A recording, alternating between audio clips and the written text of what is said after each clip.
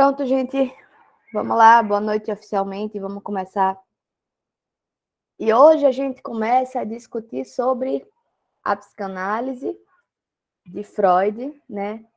E aí, eu acho que eu já falei para vocês, mas se eu não falei, eu agora falo oficialmente, que é a parte que eu mais gosto, porque eu trabalho na clínica com psicanálise. Então, assim, eu não só tenho um percurso aí bem longo de estudo, né, de aprofundamento teórico em psicanálise, como também eu trabalho na clínica, então eu tenho essa referência, né, de como é que isso funciona na prática, de quais são as estratégias clínicas, inclusive, que a gente usa. Claro que a nossa proposta aqui, enquanto uma turma de introdução à psicologia do desenvolvimento, não é falar de clínica, não é falar sobre isso especificamente. Mas eu acho que essa vivência, essa experiência ajuda um pouco, inclusive, a sanar algumas curiosidades que vocês possam ter para entender o funcionamento e entender como é que a gente usa, como é que a gente faz esse uso aí da teoria. Na semana passada, eu lembro que eu falei, assim, no apagar das luzes, meio correndo,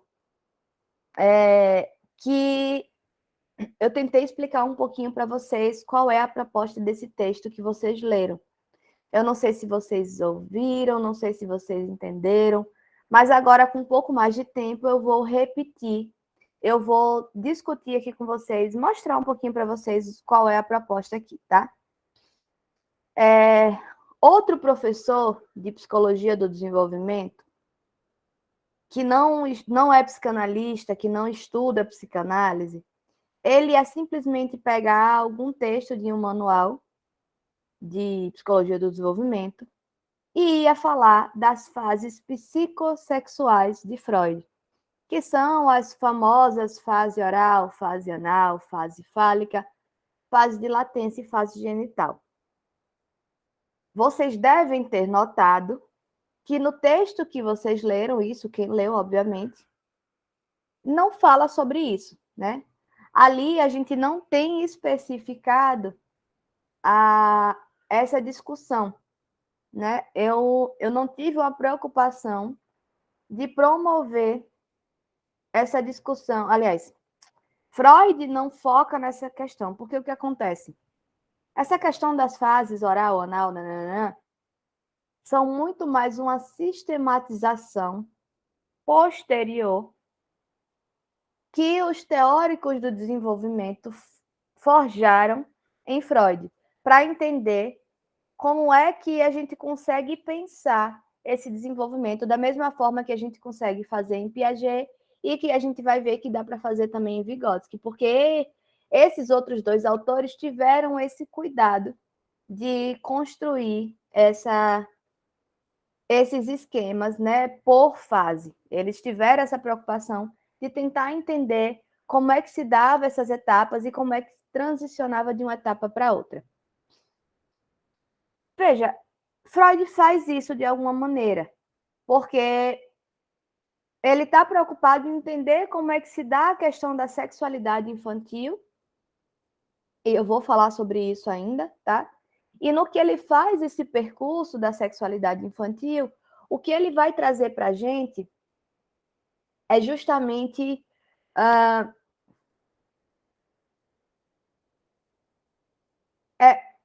ele vai trazer justamente algumas etapas, né, de como é que as coisas vão se consolidando, de como é que essas relações vão se dando.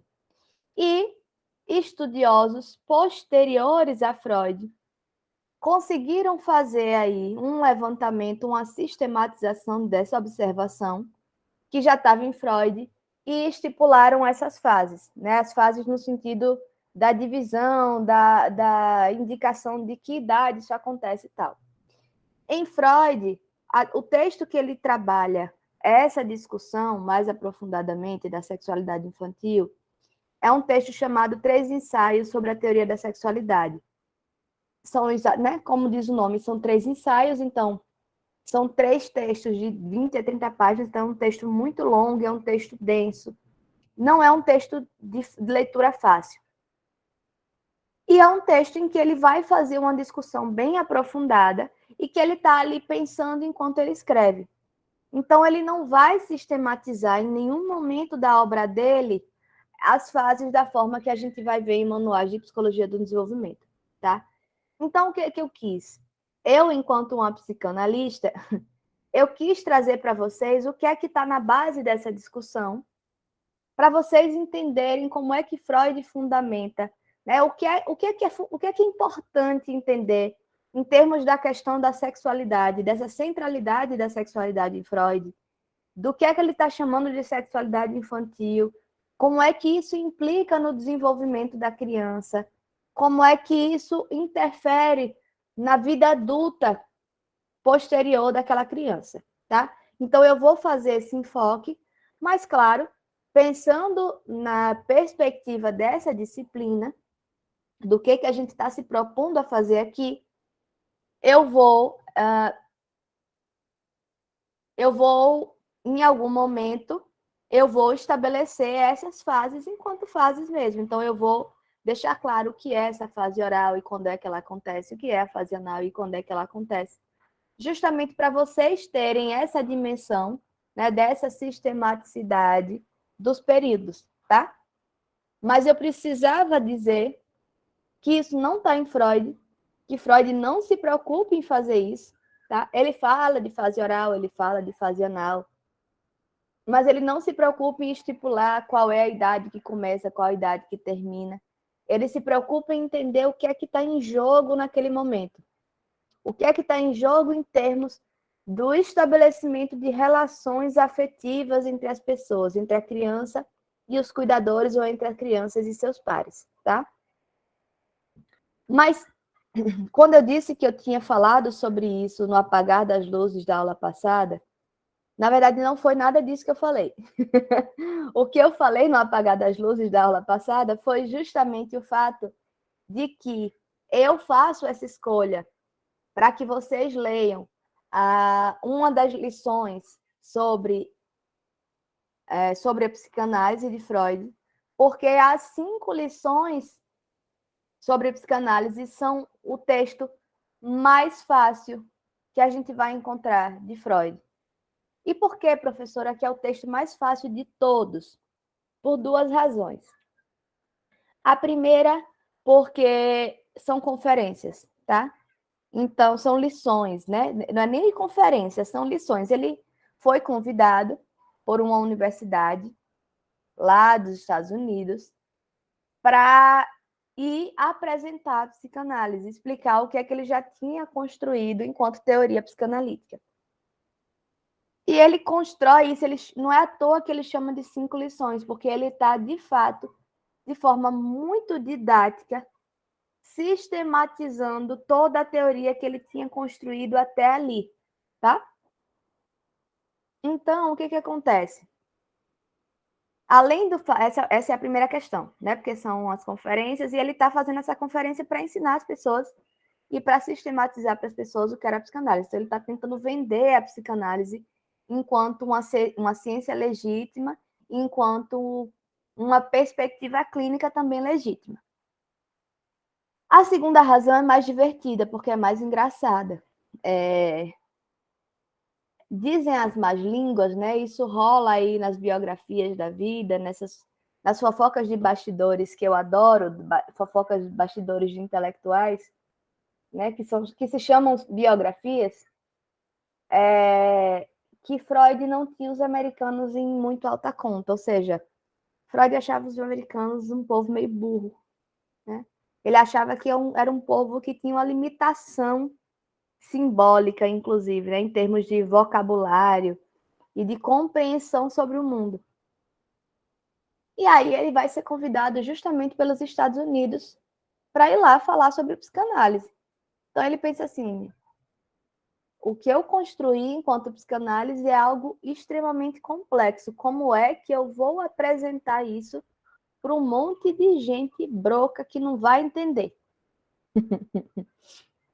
E aí ele faz questão de construir não 5 palestras, mas 5 lições, da forma mais simples que ele é capaz de falar, da forma mais simples que ele é capaz de apresentar a psicanálise.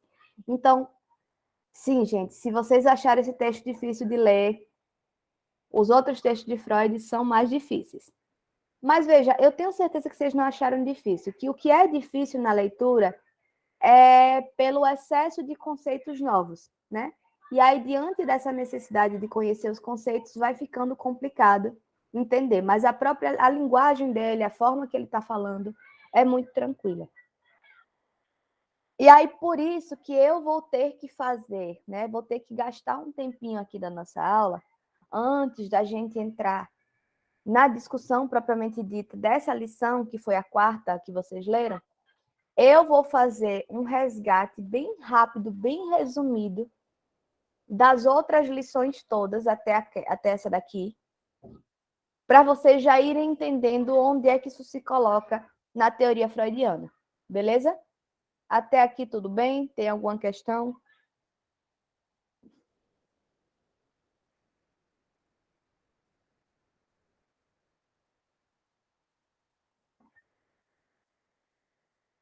Então, vou seguindo, tá, gente?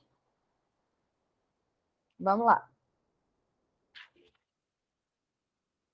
Obrigada, Geilza. Vejam, eu vou tentar ser bem resumida, mas eu vou marcando o que é que está em cada lição, né? Eu mandei para vocês o arquivo com todas as lições, para quem tivesse interesse, disponibilidade e vontade. Na explicação que eu vou dar, né, talvez vocês se interessem mais em fazer a leitura completa. Então, eu vou trazer um pouquinho aqui para vocês. O que acontece? Na primeira lição, Freud vai falar dos primórdios da psicanálise, ou o que se convencionou chamar de pré-psicanálise, que foi justamente o momento em que Freud, enquanto médico neurologista, junto com seu parceiro, né, com um colega de trabalho chamado Joseph Breuer, eles começam a lidar com a situação que extrapola as possibilidades da medicina. Que situação é essa, professora? É a situação da histeria. As mulheres histéricas, e a gente fala que são as mulheres histéricas porque elas eram a maioria naquele momento, né? E o nome histeria, o nome dessa afecção nervosa, foi assim chamado justamente por serem mulheres, porque eles entendiam, existia uma interpretação errônea, equivocada, de que só mulheres que desenvolviam histeria, que tinha algo a ver com o útero, né? Então, o nome da histeria, o nome histeria, etimologicamente remete à ideia do útero, tá? Mas quem eram essas mulheres histéricas? O que elas eram? Por que elas colocaram um problema para a medicina da época? A gente está falando aqui do final do século XIX para o início do século XX, tá? Naquele momento, começa a se tornar muito comum uma situação que eram mulheres, de forma geral eram mulheres, que apresentavam sintomas. Que sintomas? Ficavam sem falar, ficavam sem ver, ficavam sem andar. Sintomas físicos, né? Aparentemente físicos, mas que, diante dos exames clínicos, diante Enfim, diante de toda a tecnologia que se dispunha naquela época para averiguar a doença, não se identificava qualquer base, qualquer fundamento orgânico para aquele adoecimento. Então, os médicos na época, justamente porque elas extrapolavam, né, porque elas cobravam deles um entendimento que eles não tinham, elas colocavam em questão as ferramentas da medicina, porque elas não davam conta dessas mulheres, elas não conseguiam diagnosticar nem entender qual era a questão em jogo. E aí, os médicos, em contrapartida, por se verem desafiados ou colocados nesse lugar, né, de questionamento, de dúvida, eles simplesmente assumiam que essas mulheres estavam fingindo, que elas queriam chamar atenção, que elas estavam fazendo aquilo por falta de fazer na vida mesmo, né? Porque não tinha nada melhor, então vamos lá chamar a atenção dos homens poderosos com uma doença inventada. O mais triste é que até hoje tem gente que ainda acha que isso acontece, né? E ainda usa a palavra histérico, ou histérica, na verdade, no feminino, justamente para desqualificar mulheres, né? Mulheres que estão se mostrando, que estão sendo mais assertivas, mais incisivas, ou na verdade, que perdem de fato um pouco o controle porque estão sendo violentadas de algum modo, como acontece com muita frequência, infelizmente. Enfim, o que acontece aqui? Aqueles homens eram sempre homens médicos, importantes, imponentes. Eles simplesmente desconsideravam. Eles diziam assim: não, essas mulheres estão inventando, isso aqui não é uma doença de verdade, eu vou voltar para a minha medicina tradicional e cuidar de quem está doente de verdade. Só que aí Freud já mostrou o diferencial dele. Freud, junto com Breuer, começou a se questionar, a tentar entender o que é que estava por trás desse adoecimento. Ele entendia que tinha algo ali, né? Especialmente quando Freud foi fazer uma espécie de estágio na França, com outro médico que também trabalhava com as histéricas lá na França, que é Charcot. E Charcot, ele fazia um trabalho com a hipnose, e nesse trabalho com a hipnose, ele conseguia fazer com que a mulher que não estava andando voltasse a andar, com que a mulher que não estava vendo voltasse a ver. Só que ele fazia isso por indução, né? Por indução hipnótica. E aí, Freud volta lá para a Áustria com Breuer, e os dois começam a se utilizar da hipnose como um método clínico. Então, o que é que eles fazem? Eles começam a usar a hipnose para tentar investigar o que é que estava associado com aquela questão, com aquele adoecimento. E ele, nos processos de hipnose, que eles iam perguntando para as pessoas o que é que tinha causado o sintoma, por que ela tinha ficado sem andar e tal, eles começaram a entender que esse processo, né, esse sintoma que aparecia, estava geralmente ligado a situações anteriores que elas não conseguiam acessar senão pela via da hipnose. E aí que Freud constrói o primeiro e mais fundamental conceito da psicanálise, que é o conceito de inconsciente, tá? Então ele vai dizer assim, olha, tem algo aqui da ordem do inconsciente que elas não conseguem acessar e elas não conseguem identificar. Não é porque elas estão mentindo, não é porque elas estão escondendo, é porque elas não conseguem acessar essa memória e, de alguma maneira, essa memória implica na vivência cotidiana dessas mulheres e produz esse adoecimento. Essa foi a primeira grande descoberta, e eu digo descoberta no sentido de que ele conseguiu fazer essa investigação, mas a gente sabe que em ciência a gente não fala mais de descoberta, a gente fala de construção, né, de construção teórica. Então, foi a primeira grande construção teórica de Freud. E por que eu digo que foi a primeira grande construção teórica de Freud? Vocês podem dizer assim, vocês que estão mais ligados com a filosofia, que estudam, né? Especialmente a galera daqui que é de ciências da religião, que tem aí um bom percurso na filosofia, podem chegar e dizer assim, professora, mas na filosofia já se falava de inconsciente há muito tempo. Freud não inventou a roda. Mas a diferença é que o inconsciente freudiano ele é diferente. A diferença é que o inconsciente freudiano é diferente, é ótimo, né? A diferença é que o inconsciente freudiano ele é positivo e não negativo. O que é que isso quer dizer? Isso quer dizer que o inconsciente da filosofia, ele tinha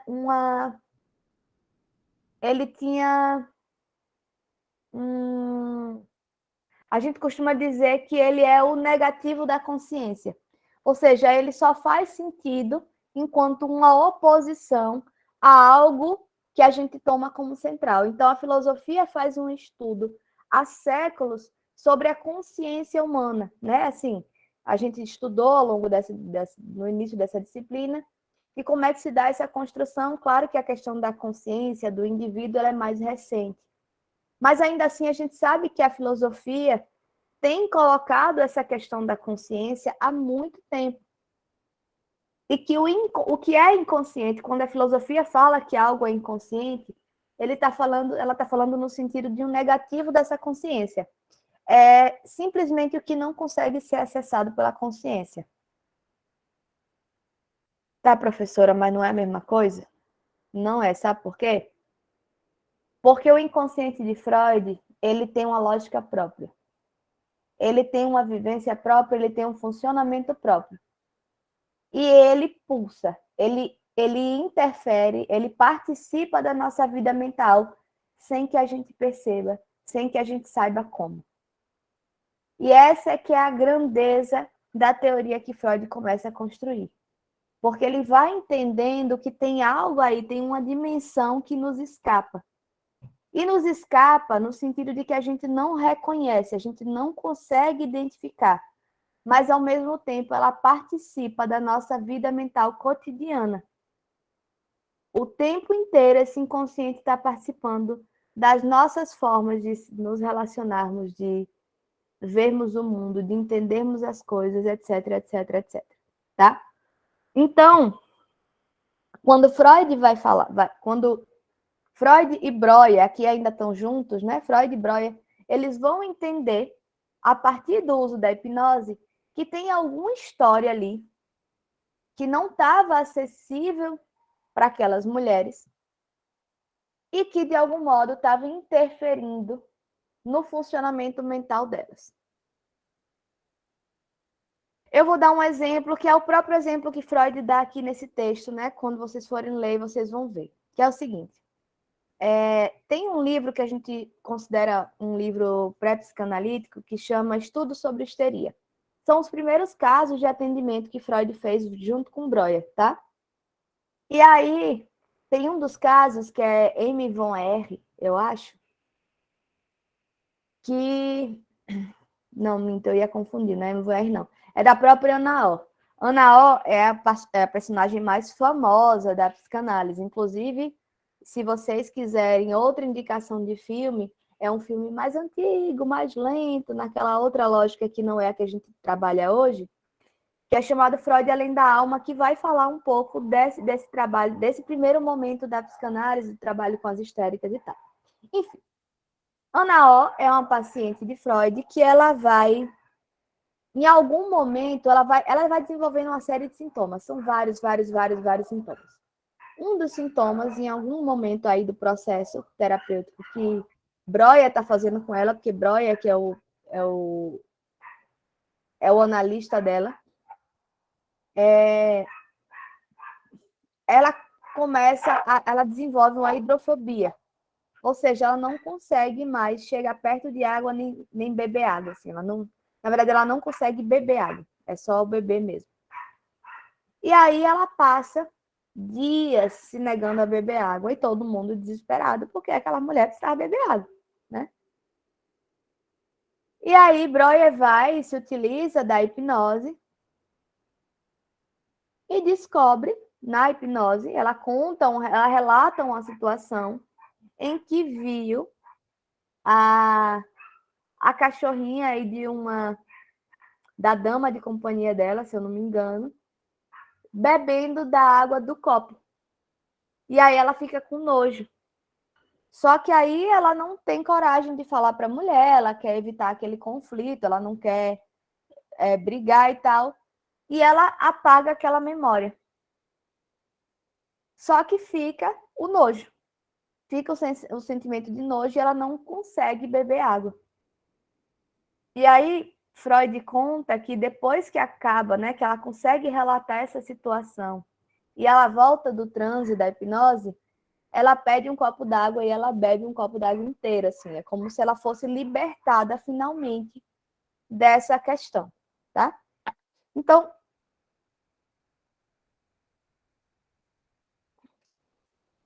eu já estou me alongando mais do que eu gostaria, então deixa eu ir fechando. O que é importante aqui? A histeria coloca em questão, né, os conhecimentos da medicina, da psiquiatria, da neurologia, e aí Freud, junto com Breuer, vão começar a tentar entender Ao contrário dos outros médicos que dizem que é invencionista daquelas mulheres que não tem o que fazer e pronto, eles vão tentar investigar o que é que está rolando. Porque eles tentam investigar, eles vão lançar mão de uma estratégia, né, de um método clínico que vai ser o método da hipnose. E no método da hipnose, eles vão descobrir que tinham histórias, né, que fundamentavam o sintoma que estava aparecendo, tá? E aí é quando, né, se constitui aí o conceito de inconsciente, que é o primeiro que é importante da gente entender. Mas tem outras questões. Nesse momento, Breuer, ele vai denominar o método de tratamento que ele está criando junto com Freud, mas que é mais ele é que é o professor, né? Freud é apenas um aprendiz ali. Ele vai chamar esse método de método catártico, tá? Então, o método catártico, por que ele é chamado assim? Porque Freud e Breuer, eles constroem uma compreensão econômica do psiquismo. O que é que isso significa dizer? Significa dizer que eles vão entender que existe aí algo da ordem dos afetos, né? Como se esses afetos que circulam no nosso corpo, na nossa mente, na nossa vida, sei lá, porque é bem abstrato, não tem muito lugar onde eles circulam, mas eles vão fazer essa imagem de que tem esses afetos que circulam e que essas situações, que eles vão chamar de situações repressivas, né, que produzem uma repressão, vão impedir o deslocamento, ou vão impedir o fluxo dessa energia que está circulando, tá? Da energia psíquica, que ele vai chamar depois de libido. Isso só depois. E aí, o que é que ele entende? Ele entende o seguinte: quando existe esse entrave no fluxo, o que acontece é um acúmulo de energia, ela vai acumulando aqui. E no que ela vai acumulando, ela vai produzindo mais pressão, e no que ela produz pressão, ela produz desprazer, tá? E aí, no que ela produz essa pressão e produz o desprazer, esse desprazer ele vai se produzir de diversas maneiras. Uma dessas maneiras vai ser justamente a construção do sintoma, que eu vou falar daqui a pouco como é que ele se constitui. E aí, quando esse sintoma se constitui, a única forma de dirimir o sintoma, de desmanchar ele, é permitir que que isso flua, que esse fluxo siga seu rumo. E para fazer isso, a gente precisa eliminar o que está reprimindo, né, o que está bloqueando a passagem, para o fluxo de energia voltar a fluir, tá? Então, o que acontece? Quando eles entendem isso, eles entendem que, ao contar a história, e não é qualquer história, é contar a história que leva à compreensão da constituição daquele sintoma, você, de alguma maneira, desbloqueia esse processo e a energia psíquica volta a correr, volta a fluir. E no que ela volta a fluir, o sintoma desaparece. E aí a pessoa, né, dá aquele alívio. E é isso que ele vai chamar de catarse. A catarse é como se fosse esse momento em que tem ali um acúmulo de energia que consegue ser liberado. E aí aquilo ali é uma catarse. A gente até hoje chama assim, né? A gente diz assim, tipo, às vezes a gente tá aqui com aquilo tudo entalado, com raiva de alguém.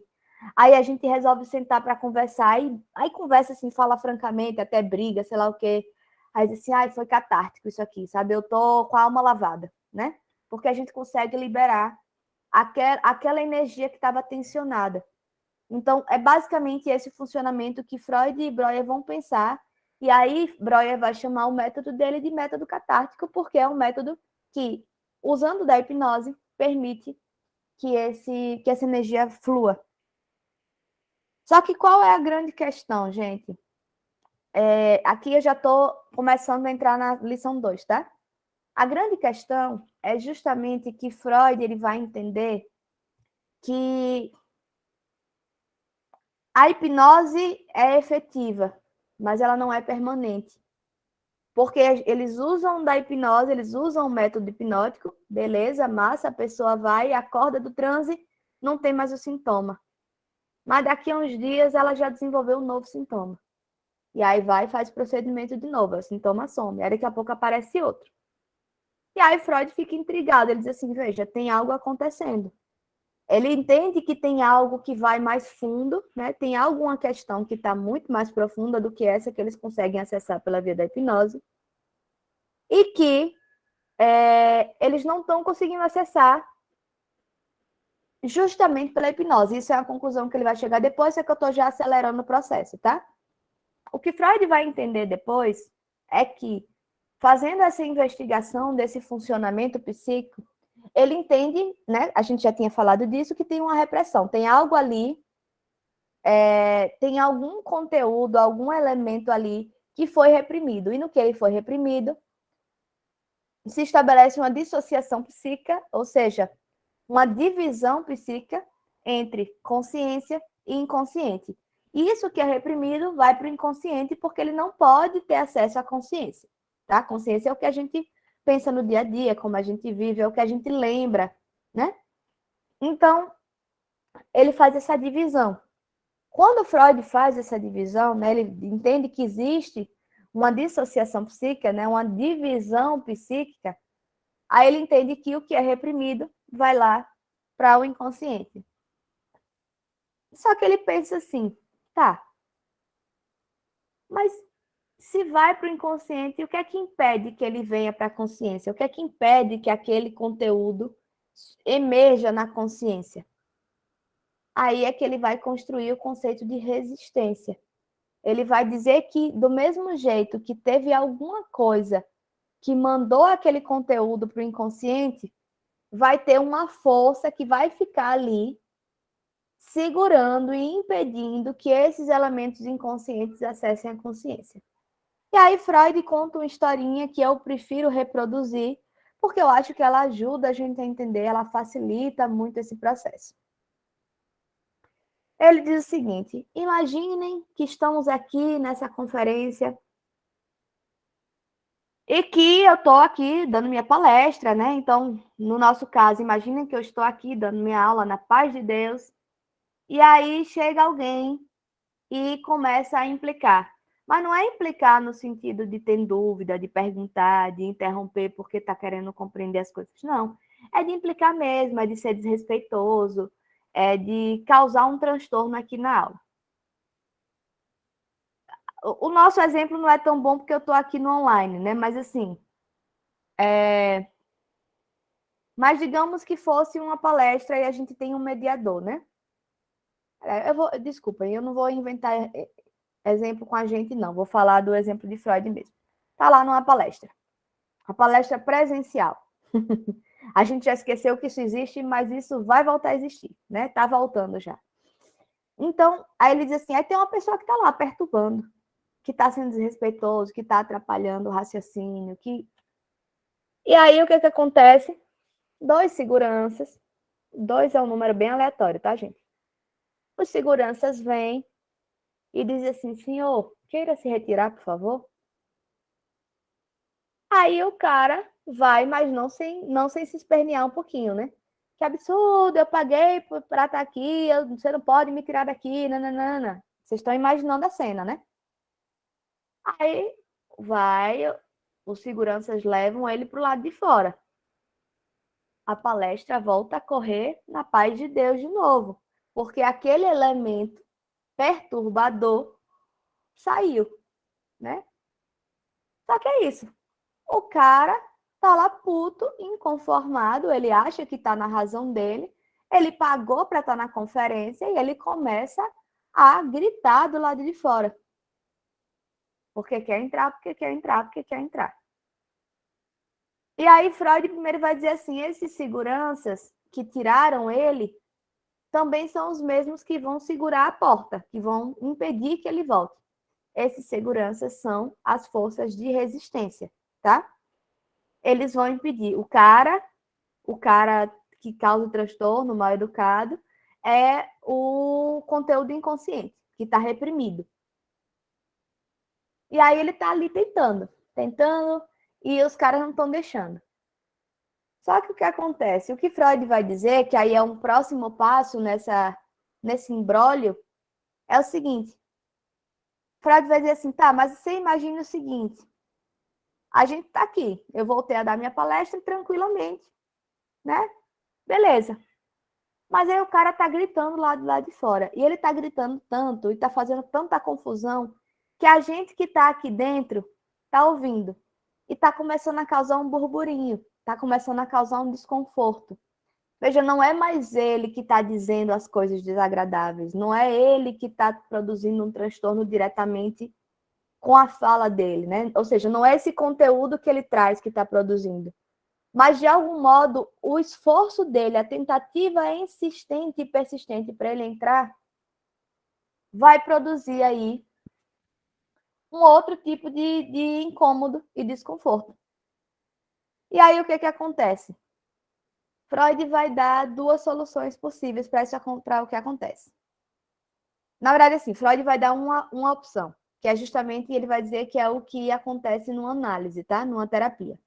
Que é o seguinte, Freud vai dizer assim, aí, digamos que fulano de tal, que foi quem me convidou para cá, que é um professor renomado, respeitado dessa universidade, vai chegar lá fora e vai tentar mediar a situação. Vai conseguir fazer com que vai conseguir uma negociação com aquele cara para que ele possa voltar para a palestra, mas ficar quietinho, não atrapalhar ninguém, não ser desrespeitoso. E aí ele volta. E ele participa daquele lugar ali que é, né, que a gente está simbolizando aqui como consciência tranquilamente. E isso é o que se faz num trabalho de análise. Só que existe outra possibilidade, que é justamente a formação do sintoma. Outra coisa que Freud vai dizer aqui nessa lição 2 é que o sintoma se forma por uma formação de compromisso. O que é que isso quer dizer, gente? Quer dizer que existem os interesses da consciência, existem os interesses do inconsciente. É como se dois representantes desses dois campos conversassem, negociassem e encontrassem uma solução daquele tipo de solução que, assim, nem você nem eu. Não vai ser bom para mim, mas não vai ser bom para você também. Então, vai permitir que esse conteúdo venha, né, que esse cara venha, mas de uma forma que não vai ser satisfatório para ele, porque ele não vai conseguir o que ele quer, mas ao mesmo tempo que não vai ser boa para mim. Porque, veja, não é uma mediação como a primeira, que ele conseguiu convencer, que ele conversou, que os dois entenderam, que os dois ficaram de acordo e o cara voltou em paz. Não, é uma situação que diz assim, tá bom, você pagou, você vai ter direito de entrar, mas, sei lá, eu não consigo pensar num exemplo agora, tá? Mas, assim, é como se fosse, de fato, uma solução em que para ele não é satisfatória. Porque ele continua achando o que ele estava achando, ele continua achando que ele deveria estar lá gritando e sendo desrespeitoso, mas de alguma maneira ele está sendo obrigado a voltar, contanto que ele fique caladinho e que ele não faça o que ele está desejando fazer, tá? Enfim, e isso seria o sintoma, que é justamente o sintoma, ele se dá por uma formação de compromisso, que é nessa lógica, assim, não é nem bom para o inconsciente, para o conteúdo reprimido, porque ele quer realizar o desejo dele e ele não vai poder realizar esse desejo plenamente. E também não é bom para a consciência, porque de algum modo, por mais que, e esse é um elemento importante, por mais que nessa negociação do sintoma, o elemento inconsciente ele vai vir meio disfarçado, quando alguém percebe que é ele, né? Ou seja, quando algum elemento ali transparece de que ele não deveria estar ali, produz um desconforto, tá? E é isso que a gente acaba sentindo, por exemplo, quando a gente...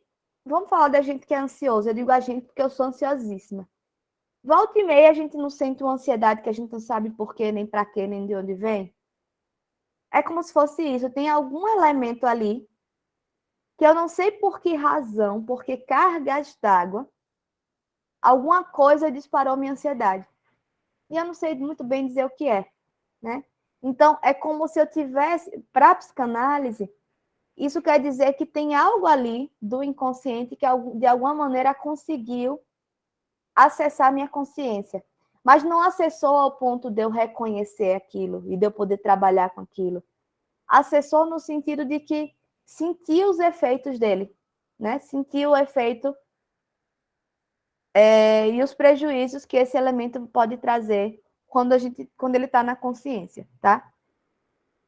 Gente, eu me empolgo quando eu estou falando de psicanálise, e como eu já dei essa aula 50 mil vezes, ela já está meio decoradinha, assim, o passo a passo na minha cabeça, e eu vou indo sem parar.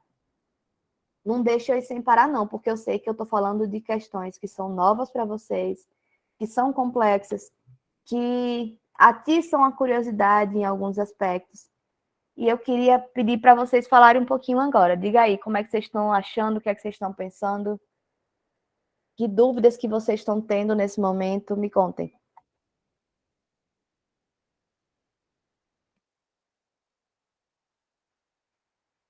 Professora, boa noite. A minha dúvida é sobre essa parte da histeria, que eu entendi, não entendi muito bem.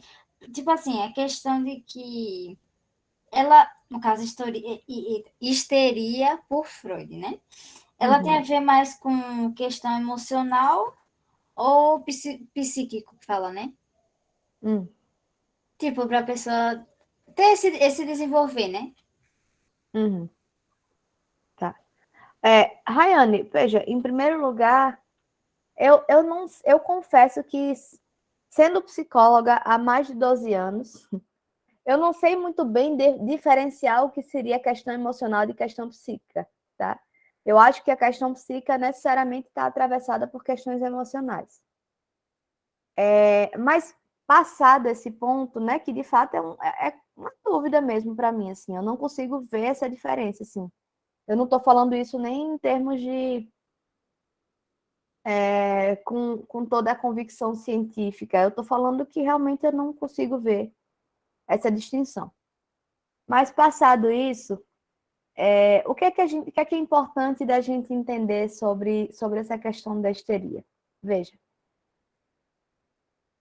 eu estou aqui seguindo a cronologia que Freud segue quando ele apresenta a teoria psicanalítica para esses americanos, tá? Então, nesse momento, até aqui, quando ele está falando da segunda lição, a compreensão que ele vai ter da histeria é justamente de que a histeria. Deixa eu até pegar aqui um pedaço que.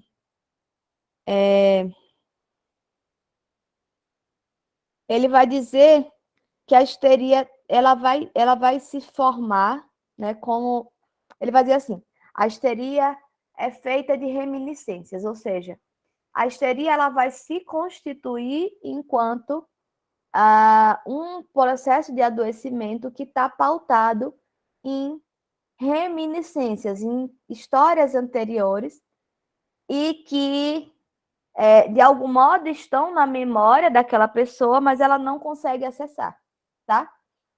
Então, e são questões, sim, de ordem emocional. São questões que aquela pessoa não conseguiu lidar por alguma razão, que ela não conseguiu processar simbolicamente, ela não conseguiu produzir sentido para aquilo, e que a gente depois vai chamar isso de trauma, tá? E aí, diante disso, né, dessa impossibilidade de processar essa questão, é como se existisse esse bloqueio no, no percurso ou no transcurso aí dessa energia psíquica pelo corpo. Então, quando existe esse bloqueio, existe um acúmulo de energia que produz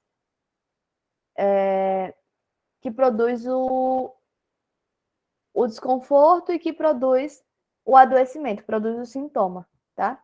Eu acho que agora eu dei umas bugadinhas aqui na minha cabeça. Deixa eu tentar por outra via.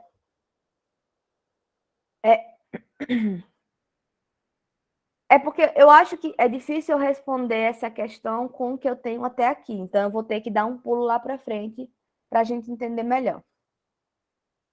Veja, quando Freud ele constrói esses sistemas psíquicos, né? Primeiro ele vai construir a ideia do inconsciente, pré-consciente, consciente. Ele vai entender que existem ali lógicas diferentes para esses sistemas, e essas lógicas diferentes dizem respeito justamente a esses processos psíquicos, ou seja, de que forma que eu psiquicamente vou lidar com esses conteúdos, com essas minhas vivências, com essas minhas memórias, com essas questões que eu tenho vivido. E o que ele vai dizer é o seguinte: tem certas situações que elas são intoleráveis para a consciência. Mas por que elas são intoleráveis para a consciência? Justamente porque a gente precisa entender que a nossa consciência ela funciona segundo a lógica social. A gente está dentro de uma cultura, dentro de uma sociedade, a gente funciona respeitando regras, né? A gente funciona entendendo de que forma que é possível se relacionar com os outros. A gente estudou isso, inclusive, em Piaget, que Piaget vai falar que o desenvolvimento se dá um pouco por essa via, né? Da gente entendendo quais são essas relações, ampliando as relações sociais, estabelecendo esse tipo de relação com os outros, enfim. E aí o que Freud vai dizer é o seguinte: raramente essas regras sociais, essas imposições culturais vão estar de acordo com o que é da ordem do meu desejo singular e subjetivo, tá? Então ele vai dizer assim: às vezes eu vou sentir um desejo que é impossível e que é condenável socialmente. Qual o destino desse desejo? É ir para o inconsciente, é ser reprimido. Justamente porque se eu desejar isso, eu já estou errada só de desejar. Se eu tentar realizar isso, então, Ave Maria, estou toda errada. Vocês querem um exemplo? Eu vou dar um exemplo de Freud também, porque Freud está facilitando minha vida, eu estou dando só exemplo dele por enquanto. Também nesses estudos sobre histeria, essa outra paciente que eu tinha confundido o nome, que é a tal da Amy Von R, ela desenvolve uma paralisia nas pernas, ela não consegue caminhar, por alguma razão que ninguém entende por quê. Já foram feitos todos os exames clínicos e a mulher responde perfeitamente. Organicamente ela está ok, está perfeita, mas ela não caminha. E aí, o que é que Freud vai entender que aconteceu, né? Depois de um tempo de trabalho, de escuta dessa mulher, ele vai entender o seguinte: essa mulher tinha uma irmã que estava moribunda. Moribunda é à beira da morte, literalmente. Estava acamada, estava sem muitas perspectivas, né? De melhora e de cura. E aí, ela fazia companhia ao cunhado, então marido da irmã, enquanto a irmã estava acamada. Então, eles passeavam ali ao redor do hospital, da casa, sei lá de onde. Enfim. E ela começou a sentir tanto prazer naqueles passeios, mas tanto prazer, que ela começou a sentir que estava se apaixonando por aquele homem que era o marido da irmã.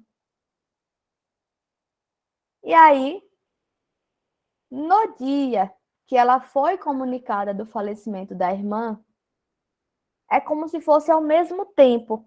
Ela sentiu duas coisas completamente contraditórias. Ela sentiu a tristeza imensa pela perda da irmã, mas ao mesmo tempo uma alegria e um alívio, porque finalmente, quem sabe, ela ia poder ser a esposa do cunhado.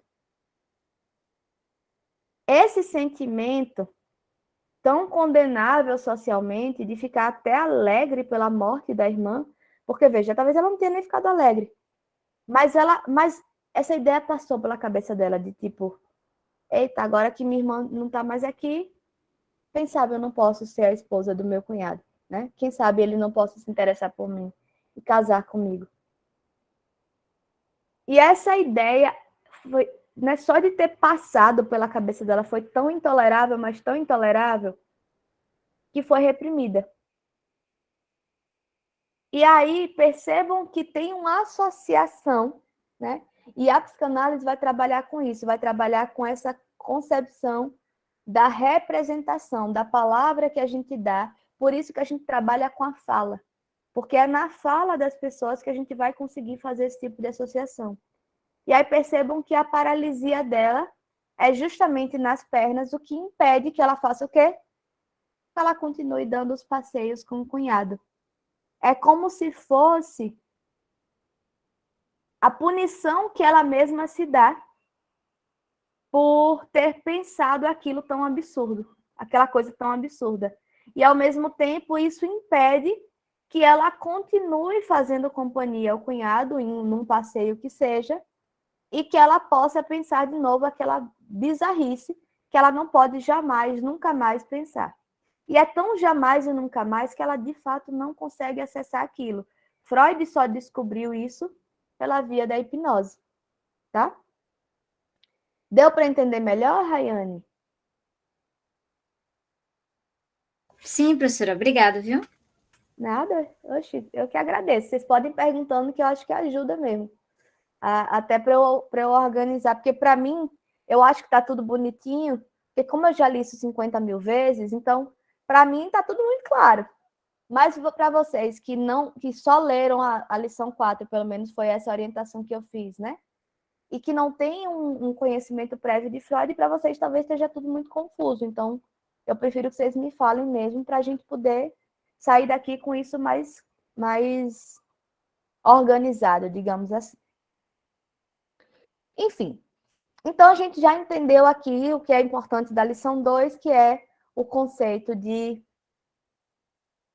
repressão e resistência, né? Que é a historinha lá do espectador mal educado que está atrapalhando a palestra. A gente já entendeu também que, e eu acabei de notar que isso já está na lição 2, o que eu acabei de falar, de que as vivências patogênicas, né, essas situações de adoecimento, têm relação com um desejo inconciliável com as exigências éticas e estéticas da personalidade, né, que tem a ver com o que a gente aprende socialmente e tal. Tem a ver com esse exemplo aí que eu dei.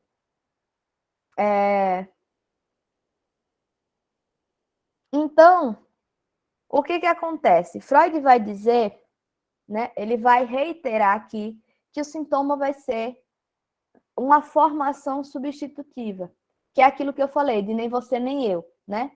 Porque quando é uma formação substitutiva, significa dizer o seguinte: eu vou, enquanto sintoma, eu vou conseguir acessar a consciência, mas eu não vou poder realizar esse desejo, porque o desejo é absurdo, ele não tem como ser realizado, ponto final, tá? Então, no caso dessa mulher, da paralisia, né, que queria casar com o marido da irmã moribunda, o que acontece é o seguinte: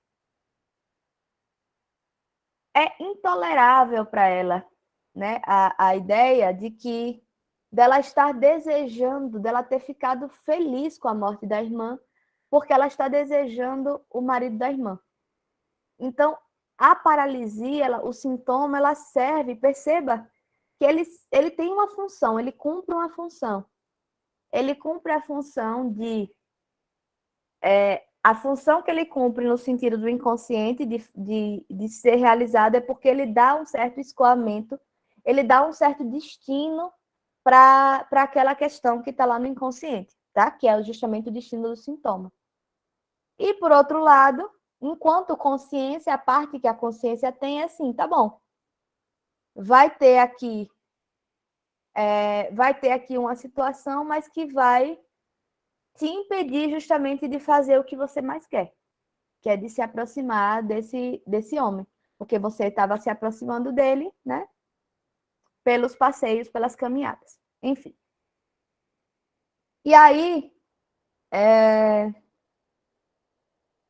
a ideia aqui, Né? Aí a grande proposta que Freud faz quando ele entende isso tudo, quando ele constrói essa teoria, é a seguinte: tá, beleza, já entendi como é que isso funciona. Mas e aí, como é que eu reverto essa situação? Como é que eu faço com que esse reprimido possa voltar à consciência sem causar esse nível de transtorno, sem causar adoecimento, sem causar um problema maior? Freud vai dizer aqui na lição 2 que existem 3 maneiras principais disso acontecer. A primeira delas é justamente o que ele vai chamar de elaboração, que seria a reconsideração do desejo patogênico. Gente, o que é que isso quer dizer? Quer dizer que num processo de análise, né, que isso é o que a gente faz em análise, quando a gente vai descobrindo um pouquinho desses elementos, a gente vai se possibilitando reconstruir essa história. Então, o que Freud vai dizer é o seguinte: é como se toda vez que a gente consegue acessar aí algum elemento do inconsciente e consegue trazer para a consciência, a gente precisa dar um lugar para ele na consciência. E para isso acontecer, a gente precisa reconfigurar tudo. Por isso que, às vezes, o trabalho de análise é tão complicado, é tão doloroso, é tão difícil. E por isso, inclusive, que pessoas que convivem com gente que está em análise, às vezes tomam um susto e dizem assim: oxe, você está mudado, né? Porque é uma necessidade, de fato. A pessoa vai reconfigurando um pouco a forma como ela consegue ver, porque ela precisa encaixar aqueles elementos que não tinham espaço até ali. E esse é o processo de elaboração. É que, às vezes, esses pequenos elementos são os que conseguem acessar a consciência, né, pela via da análise, do trabalho de análise. E aí a gente precisa elaborar, ou seja, trabalhar para entender qual lugar que eu vou dar para ele agora, né, já que ele nunca teve lugar na consciência. Então, qual lugar que eu vou dar? E para isso, às vezes, eu preciso reconfigurar toda a história da minha vida. Eu preciso ressignificar tudo que eu já vivi, tá? O segundo é um que é mais famoso, talvez você já tenha ouvido falar, que é a sublimação. Guardem essa palavrinha porque vai ser importante para a gente entender as fases do desenvolvimento, tá? Então, quando a gente fala da sublimação, o que Freud vai dizer é o seguinte: existe ali uma meta sexual, né? E aí eu vou explicar também mais para frente o que é essa questão do sexual em Freud, tá? Porque isso é mal compreendido de forma geral. Então, existe uma meta sexual e essa meta sexual ela pode ser... Vamos lá, a gente está falando do desejo reprimido. O desejo reprimido, ele tem uma meta sexual que não pode ser cumprida, tá? E aí, se eu conseguir elevar essa meta para intenções superiores, ou seja, mais bem aceita socialmente, eu consigo transferir ela para a consciência. Tá, professora? Como é que isso acontece? Me explica aí.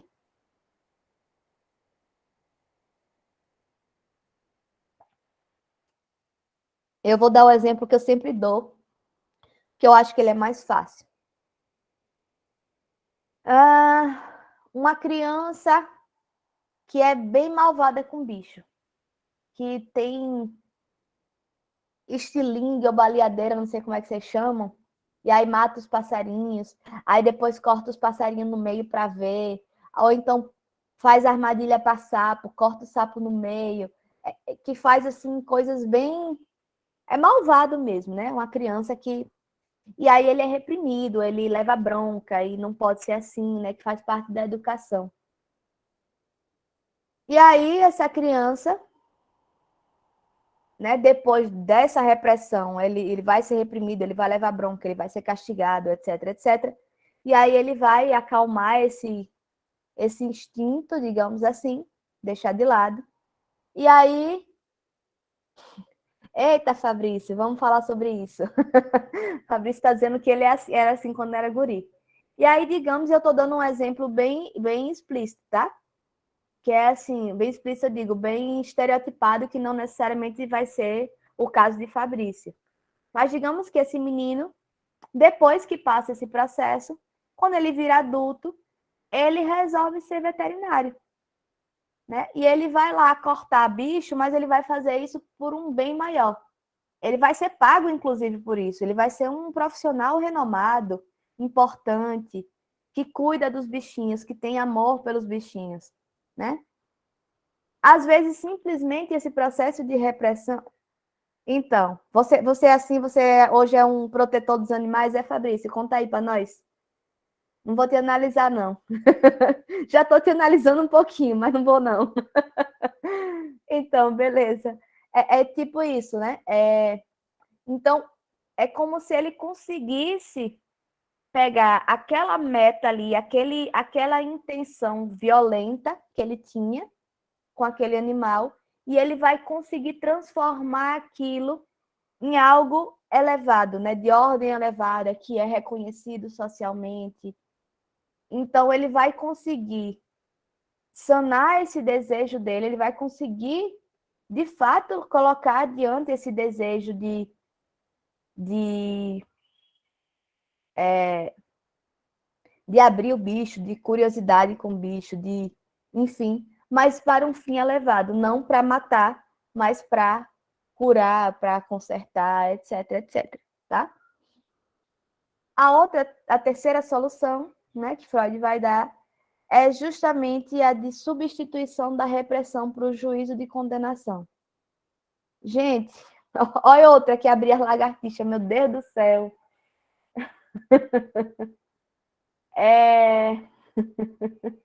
Revelações nessa turma. Então, gente, o que acontece? A questão da substituição da repressão para o juízo de condenação é o seguinte: uma coisa que é importante a gente entender, que eu não mencionei ainda, porque eu estava esperando esse momento, né, para as coisas virem devagarzinho, é o seguinte: nem tudo que vai ser reprimido passou primeiro pela consciência, porque a gente costuma ter uma ideia seguinte: ah, que nem eu falei agora, né? Eu fui malvado com os bichos, não sei o quê, levei bronca, levei castigo, não sei o quê, e aí reprimi depois. De fato, isso pode acontecer, é uma possibilidade. Mas às vezes tem situações que acontecem numa idade que você ainda não tem ferramentas cognitivas, vamos lá usar o conceito que eu estava usando em Piaget, para lidar com aquela situação. E você só entende por alguma razão que aquilo é desconfortável, que aquilo parece errado. E aquilo vai direto para o inconsciente, porque você não consegue processar aquilo em palavras e entender, né, e dar um lugar para aquilo na sua consciência. Então, aquilo vai para o inconsciente. E aquilo fica ali incomodando ao longo da vida, mas às vezes no processo de análise, você consegue lembrar de uma situação que você faz assim, tá, mas por que isso estava reprimido? Por que isso estava esquecido? Besteira, não tem problema. Então você encontra um lugar muito fácil para ele. Tipo assim, é isso. Quando eu era criança eu era malvado, mas eu não sou mais. Sabe? Isso não precisa mais. Tipo assim, quando eu era criança eu queria fazer mal aquilo, outro. Mas hoje eu não quero mais. Hoje algo ali se transformou. E por que aquilo tá no inconsciente? Não tem porquê, né? Eu tenho hoje ferramentas cognitivas, simbólicas especialmente, para conseguir processar isso na minha consciência. Então, são essas três, né? Essas três soluções que Freud vai conseguir identificar nesse momento para que seja possível que esse conteúdo inconsciente chegue à consciência sem maiores problemas. Deixa eu ver aqui as revelações desse povo no chat. Menino, Fabrício está revelando não só ele, mas a própria irmã, dizendo que ela também abria as lagartixas. Jesus amado. Eu vou ler, tá, Fabrício, o que você escreveu. Professora, eu tinha uma escopeta de brinquedo que tinha pressão no gatilho. Eu lembro, quando eu era criança, eu também tinha isso. Eu também tinha uma dessa, viu? Gente, é muito doido, né? Como os brinquedos que a gente tinha eram diferentes dos que existem hoje, mas enfim. É... E aí, quando eu vi os gatos passarem pelo muro, eu não hesitava em atirar neles. Meu Deus do céu. Hoje eu amo gatos, mas eu tinha ódio de gatos. É que coisa mais louca, hein? Pois é. Mas aí perceba, Fabrício, eu te chamo já, Joseilda. Perceba, Fabrício, que tem aí. Mas o seu caso, veja, eu não vou, eu disse que eu não ia te analisar, mas eu vou falar muito de forma genérica. Não é sobre você, não é sobre o colega Fabrício, tá, gente? Eu não conheço a história pessoal dele e eu não vou falar sobre ele, mas é porque um exemplo, esse é um exemplo muito comum, né? E aí o que que acontece? Nesse caso, Freud ele vai falar de um conceito que é um conceito específico da neurose obsessiva, que é uma das estruturas clínicas que a psicanálise identifica, tá? E ele vai falar, meu Deus, quando eu disse que ia dizer o conceito, agora me apagou da mente o conceito. Enfim, mas basicamente o conceito diz o seguinte: é, é como se fosse uma espécie de compensação. Como vocês, né, vocês que mencionaram aí, eram crianças que faziam muitas maldades com os bichinhos, ou pelo menos isso era lido assim pelos adultos que acusavam, reclamavam, né, e faziam você se sentir mal. No processo de latência, eu já vou falar um pouquinho das fases, nessa fase de latência, essa repressão acontece, e aí vocês ficam ali, né, calminhos, calminhos, e depois isso se transforma, é como se invertesse a ordem. É como se o que acontece agora é que vocês, como uma forma de compensação, começam a adorar aquele bicho que vocês odiavam. Ou adorar os bichos que vocês maltratavam, como se fosse uma espécie de compensação mesmo, sabe? Isso se dá pela via da culpa, né? O sentimento, a gente vai ver que no período de latência, os sentimentos de nojo, de moralidade, né? Moralidade não é bem um sentimento, mas vocês entenderam. E a culpa, eles vão entrar em cena de modo a transformar. Meu Deus do céu, tem um bicho morrendo aqui atrás, se batendo nas paredes. Eles vão entrar em cena e vão transformar esses efeitos aí, né? De o que acontecia aqui na sua infância, que você matava os bichos e era cruel com os bichos, quando você vira adulto, você vai para o outro caminho. Eu estou tentando lembrar o nome do conceito. Eu vou deixar a Joseilda falar, enquanto isso eu vou tentar lembrar aqui o nome do conceito para eu dizer para você direitinho. Diga aí, Joseilda. Professora, então, eu estou vendo a senhora colocar essa fala aí em maltratar bichos, só que eu maltratava lagartixa por curiosidade, eu matava e abria para ver o que tinha dentro. Mas, além disso, eu não sei se se encaixa aí, que eu era uma criança muito briguenta, e hoje em dia eu sou aquela que apaziguo, pago para não Uhum. entrar numa briga. Como se explica isso?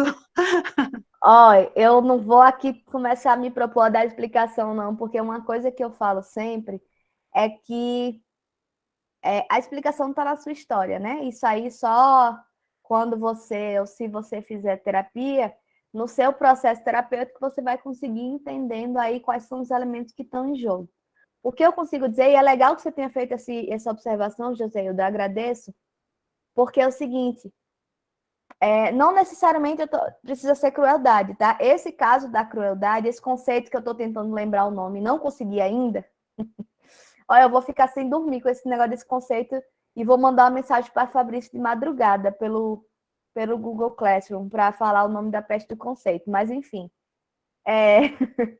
Mas esse caso desse conceito que eu estou trazendo, né, que eu estou tentando lembrar e não estou conseguindo, ele diz da crueldade mesmo, que o processo que acontece é justamente um processo de culpa, que a criança ela começa a sentir culpa, muitas vezes pelas broncas que leva, né, pelas orientações que recebe, e ela vai, é como se ela virasse o oposto, né? Ela vai transformar aí essa relação.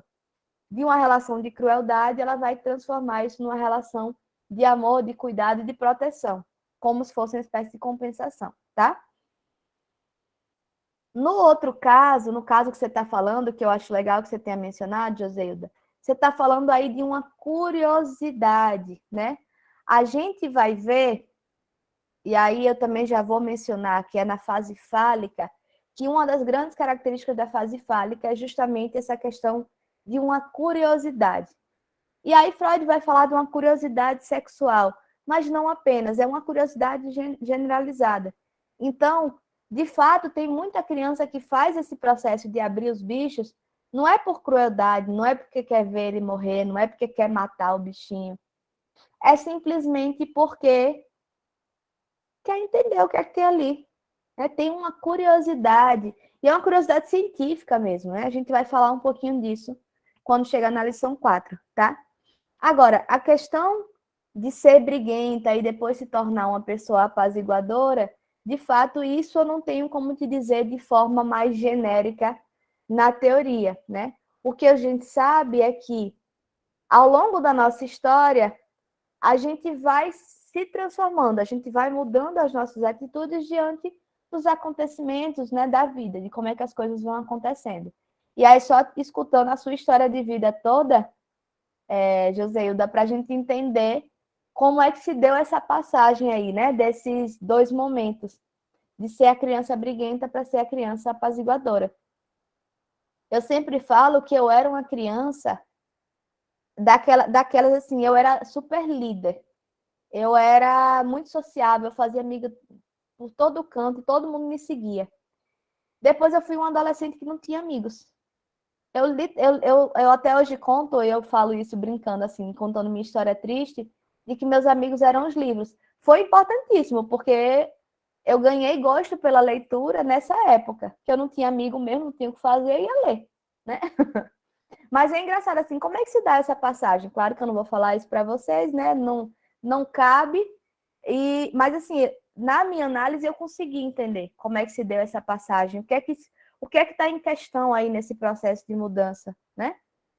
Então, isso se produz dentro da nossa história. Então, isso vai produzindo, são efeitos que estão acontecendo e que vão se processando ali.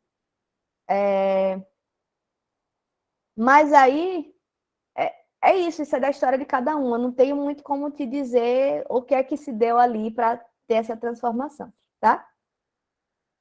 Gente, até aqui, como é que estamos? Além dessas questões aí que os meninos trouxeram, né? Tem alguma questão conceitual que vocês, né, que não ficou claro ainda? Como é que tá isso aqui para vocês?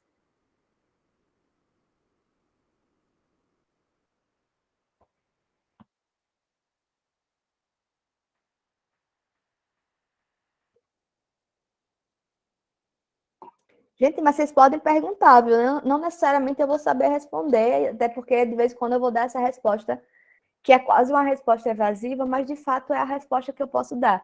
Tipo, eu não tenho elementos para falar.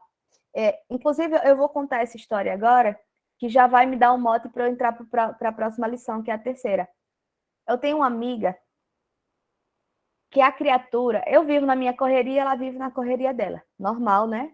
Quem nunca? Todo mundo está aqui e tem uma amizade assim. Só que essa criatura só me aparece no WhatsApp para dizer assim: ei, interpreta um sonho que eu tive essa noite. E eu sempre dou a resposta: minha filha, fale com a sua analista.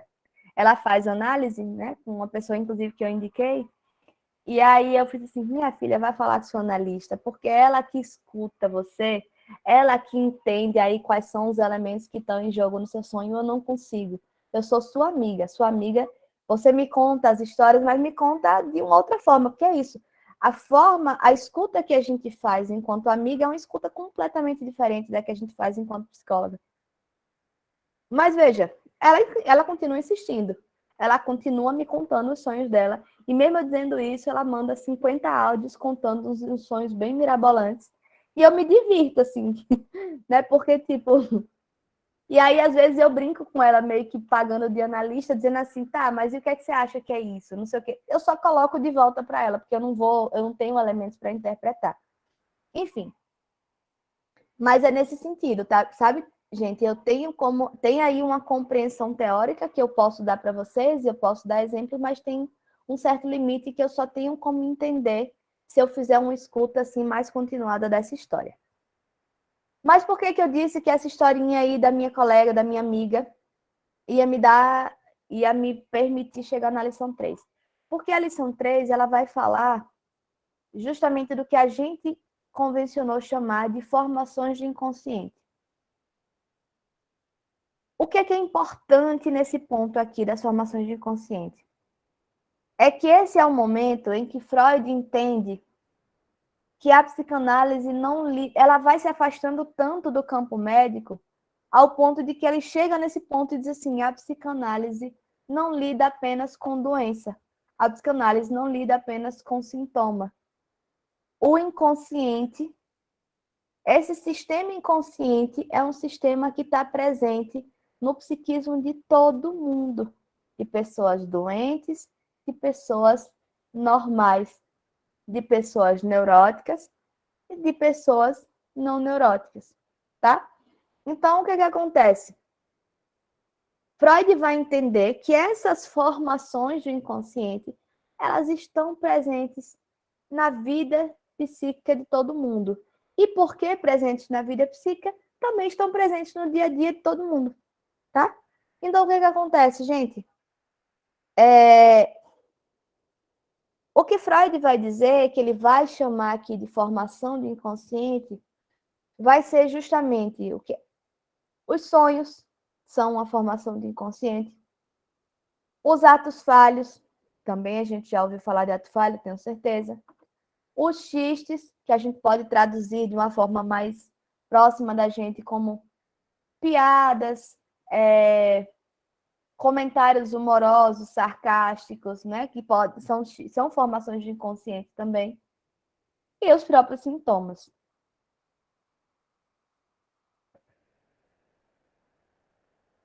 Embora essa seja a parte que talvez produza maior curiosidade para a gente, eu não vou entrar em detalhes sobre o que é cada uma dessas coisas, tá? Mas é só para a gente entender o importante dessa lição, do que Freud está trazendo aqui, é justamente a compreensão de que, quando a gente está falando de inconsciente, né, a gente está falando de todo mundo. O inconsciente é um sistema que se constitui na vida psíquica de todo e qualquer ser humano, tá? E aí, quando isso acontece, isso implica em dizer que todos nós vamos produzir cotidianamente essas formações, né? E entendam que essas formações do inconsciente são só tentativas desse conteúdo reprimido aparecer na nossa vida psíquica, aparecer, melhor dizendo, na nossa consciência. Então, quando a gente sonha, por exemplo, o que Freud vai dizer é que baixam as nossas resistências, tá? Oi, Rayane? Desculpa, professora. É que bugou aqui. Mas bugou o computador ou bugou você? Se Os bugou dois, você, professora. É porque eu coloquei então o tá caderno junto. em cima do botão que fica no microfone. Tá, mas me diga aí se bugou os dois, se bugou você também, me diga aí o que é que você não tá entendendo, que aí eu já volto. Não, eu tô entendendo, sim. Ah, tá. É que quando a senhora fala, eu repito a frase para entrar na minha cabeça, entendeu? Ah, entendi. Se você não tivesse dito, eu nem saberia, porque veio quando ligou o microfone, mas estava picotado. Eu não entendi que você estava repetindo a frase, não.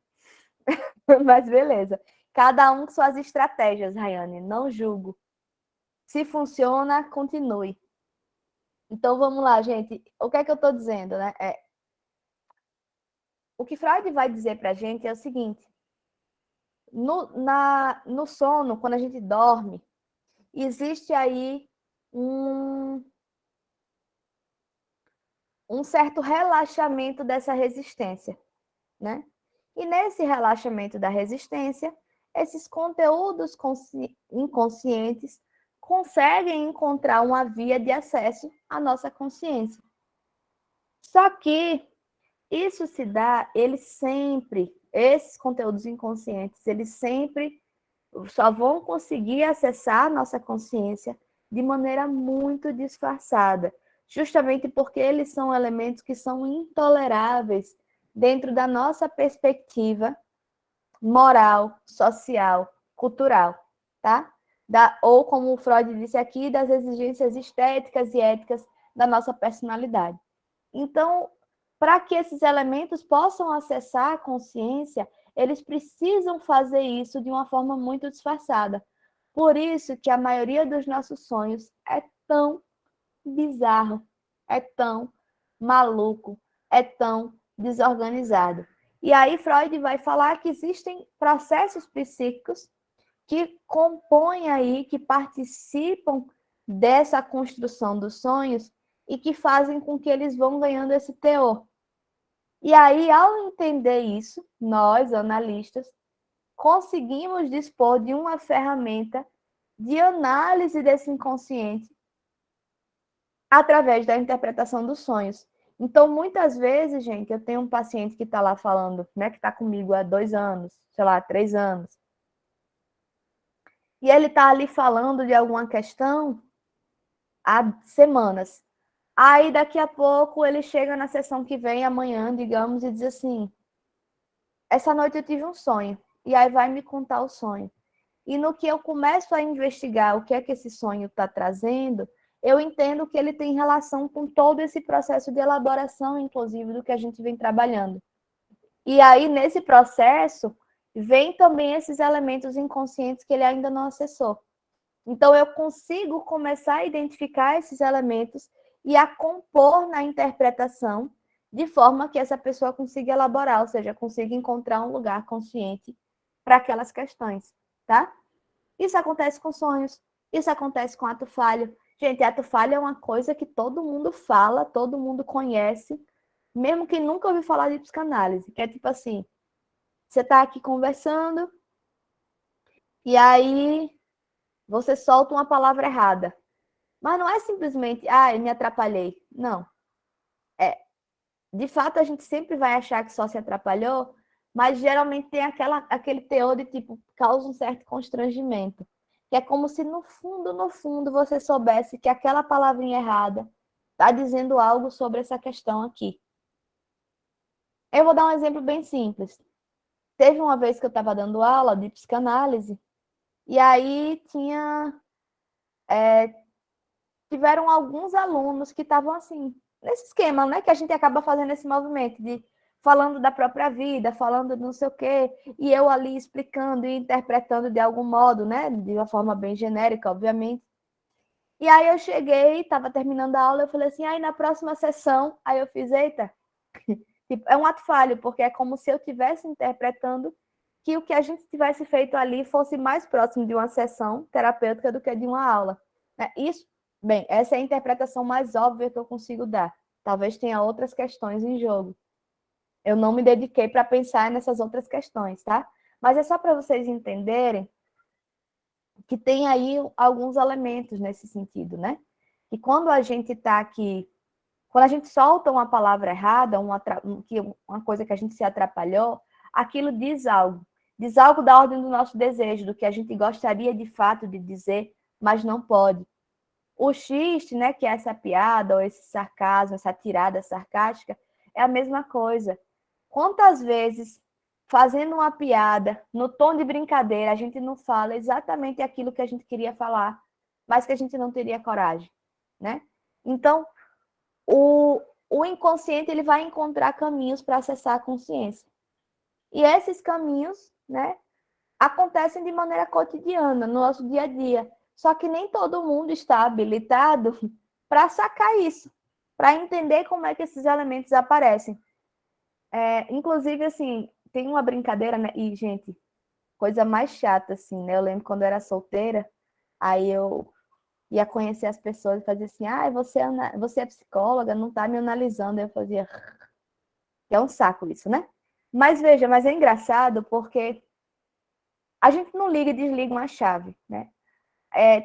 Eu tenho um grupo de amigas que são todas psicanalistas e a gente volta e meia viaja junto, assim. Agora que acabou, né, que está diminuindo a pandemia, a gente está retomando essas atividades. E a gente passa assim, o final de semana inteiro juntas. E é muito engraçado que às vezes está ali a gente conversando, não sei o quê. Aí uma começa a interpretar a outra e faz, porra, galera, vamos, a gente tá de folga, vamos parar, né?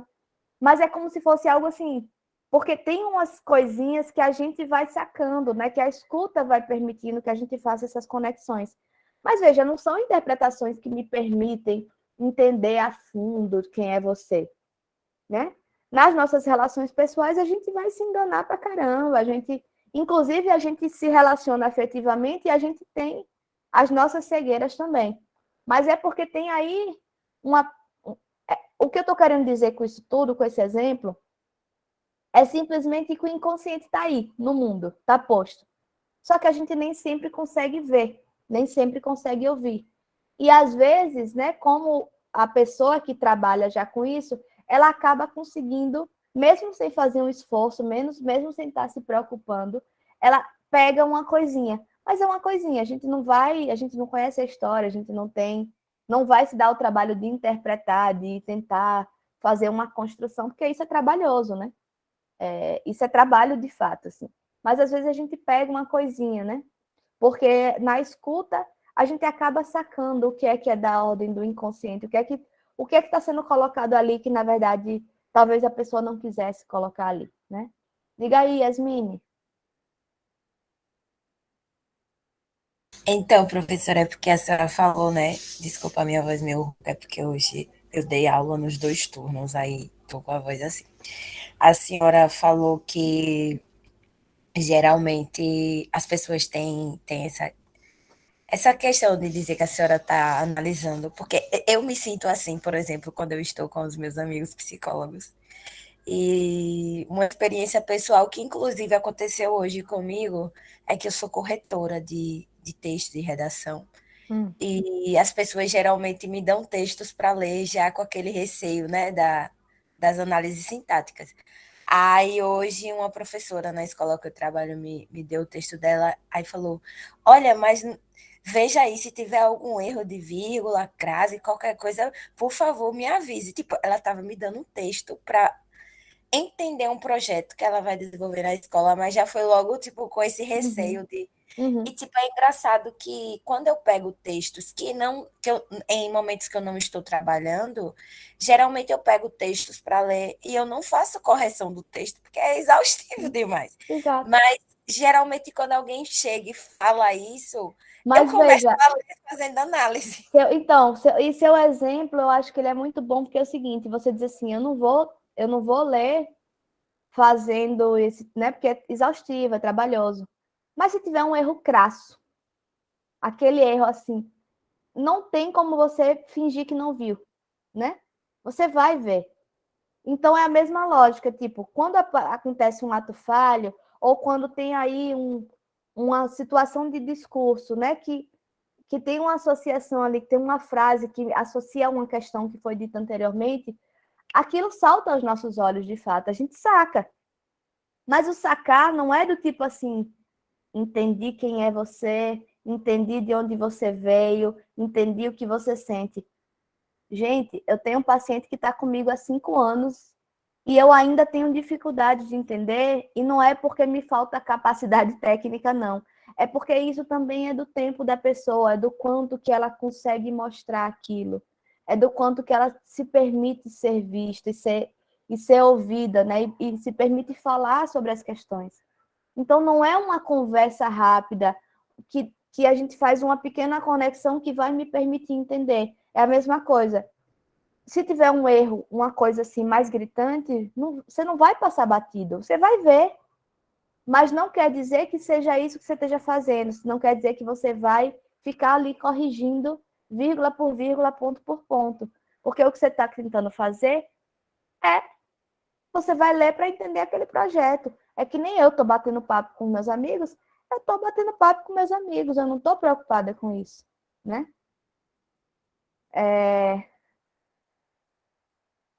Pois é, mas é isso, assim, a gente não tem muito o que fazer, né? Tem aí um imaginário que se construiu, né? E que é bastante complicado, assim, mas eu sei que dou esse conselho para vocês, viu? Se, se vocês algum dia forem paquerar alguém aí da área, não fale isso não, porque isso é muito broxante. Eu vou falar com todas as palavras, é a coisa mais insuportável. Você fala isso para mim, eu digo, tá bom, tchau. Não foi um prazer te conhecer. Porque é isso, sabe? Tipo assim, inclusive é muito superficial, né? Muito, é como se a- é como se fosse a única coisa que... Desculpa, eu não terminei o raciocínio porque eu tô lendo Yasmine. Oi, Yasmine, que é isso? Não, mas veja, mas a criatura, ele ficava fazendo análise mesmo com você ou você que ficava com medo dele estar te sacando? Professora, eu que ficava com medo, porque a forma como ele me olhava quando a gente estava conversando era muito estranho para mim. O bichinho. Ah, Aí eu falei essa frase, professora, uma vez eu falei, você tá me avaliando? Aí ele, não, só tô te ouvindo. Aí eu, tá. enfim. Ai, gente, é isso, né? Acho que nesse ponto a gente, né, já falou o que tinha que falar nesse sentido. Vejam, mas então deixa eu voltar um pouquinho aqui para a discussão de Freud. Só para eu terminar a terceira lição, porque a gente já vai chegar às 9 horas, né? A gente pode até segurar um pouquinho mais, até porque eu comecei tarde. Mas, de qualquer modo, eu acho que nem vai valer a pena entrar na lição 4 propriamente dita, tá? A gente entra na próxima lição, justamente desculpem, na outra semana. Deixa eu fazer uma pergunta que acabou de me ocorrer aqui. Junto com o texto, né? No mesmo dia, eu também mandei a indicação de um filme, não mandei? Que é O Método Perigoso? Mandou. Pronto. Não sei se vocês conseguiram encontrar, porque eu até vi que tinha na Amazon Prime, mas eu entendi que é naquele Prime dentro do Prime, que você ainda tem que pagar extra. Não sei se é verdade ou não.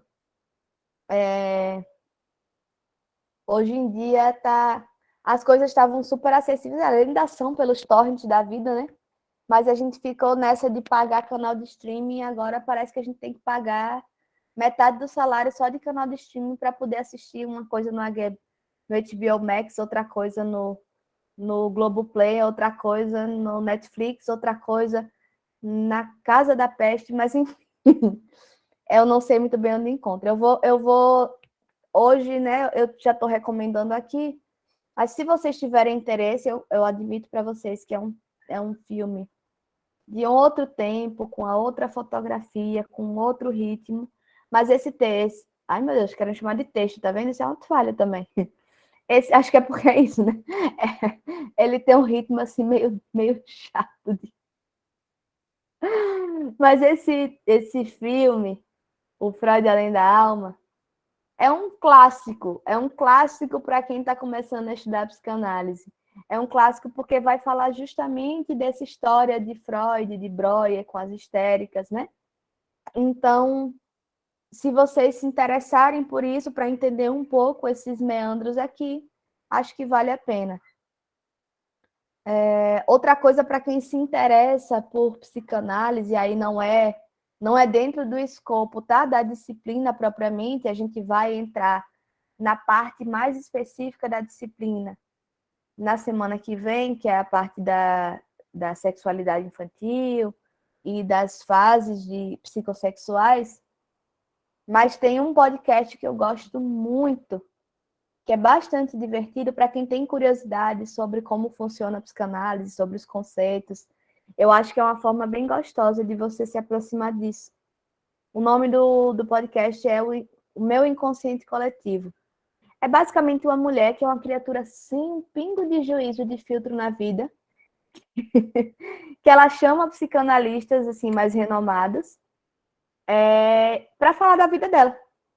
E aí os psicanalistas, eles meio que fingem que estão em análise com ela, pelo menos essa era a proposta, nem todo mundo consegue entrar na brincadeira, e vão tratando de várias questões. Você ouve esse podcast, Yasmine? Isso, Tati Sim, Bernardi, ela é maravilhosa, né? professora, eu Ela é tão sem noção que ela é ouço. maravilhosa. Eu me identifico tanto com ela, prof. Eu ouço todo dia de manhã quando estou me arrumando para ir trabalhar. Eu super recomendo esse podcast. Para quem tem interesse, eu acho que quem não tem interesse em psicanálise passa a ter. Assim, eu acho ela realmente maravilhosa. E quando, quando eu digo que ela é sem noção, é justamente porque ela não tem filtro nenhum. Eu ficava imaginando, ela agora separou do marido, né? A gente tá aqui quase fazendo fofoca. Mas ela já disse isso nos podcasts dela todinho, tá? Que ela se divorciou. Ela se separou do marido.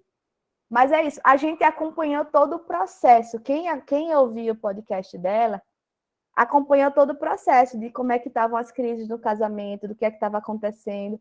E eu ficava imaginando, meu Deus do céu, se eu fosse esse marido dela, eu já tinha largado mão dessa mulher, porque eu não ia ter condições de, de ser exposto na minha vida privada dessa forma, num podcast escutado no Brasil inteiro, né? Enfim, mas para gente que não é amigo nem parente dela e que não está sendo exposto no podcast, é maravilhoso, é super divertido.